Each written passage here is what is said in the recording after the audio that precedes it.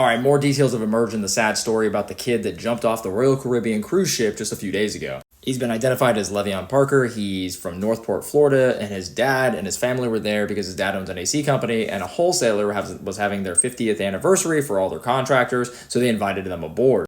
I guess he and his brother Seth, who's 18, were hanging out in the hot tub area. So about 3:30 in the morning, they were hanging out with a guy named Brian Sims and a few other people. Well, around 3:30, the boys got up, and he said they left. He assumed they were going back to bed, and sometime around 3:45, he said everybody started dispersing the hot tub. He got up, put his towel on, and started walking back to his room. That's when he ran into him and his father, who were walking back the opposite direction of him. Now, he said his father had his arm around him while they were walking, and they were kind of talking and stuff, and then all of a sudden, he stopped him, pushed his dad away, and he said, "I'll fix this right now."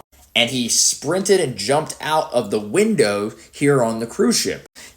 Brian said everybody started screaming, and the dad started screaming, "Stop the ship, stop the ship, stop the ship." Now, this is Brian. This is who we're getting a lot of our information from. He was the one interviewed because he was around the boys and also at the incident when it happened. He said it happened about 8 to 10 feet in front of him. Well, he basically said that he heard over there that the cruise ship takes about a mile to stop, and then they have to turn back around and try to go back to the point they think the child or the kid or person goes overboard was at. He said crews were looking for him. They dispatched boats trying to find him. And unfortunately, the Royal Caribbean does not comply with the laws that it's supposed to comply with. You see, according to travel lawyer Jim Walker, he said that Royal Caribbean and many other cruise companies have yet to install the automatic man overboard systems they're required to have by the Cruise Vessel Security Safety Act of 2010. The systems themselves are like state-of-the-art motion detector. They can see when a person falls off, and it